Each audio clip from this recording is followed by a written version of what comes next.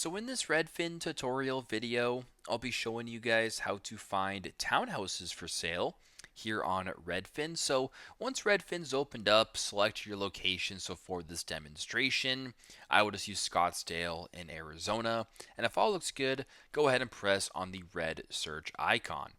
Now, let's say you're in the market for a townhouse. You don't want to go ahead and buy a regular house or a condo. You're looking for a townhouse specifically.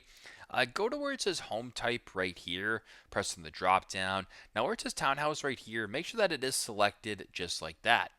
Now, as you can tell, the search will refine just like that. So now when you're looking at different options right here, they're all going to be in the form of townhouses. You can also go to filters right here and then just scroll down towards this home type and do the exact same thing.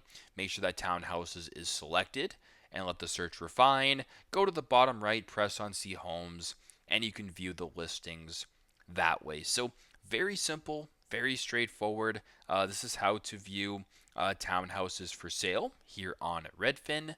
Thanks again for watching, and I hope this video helps.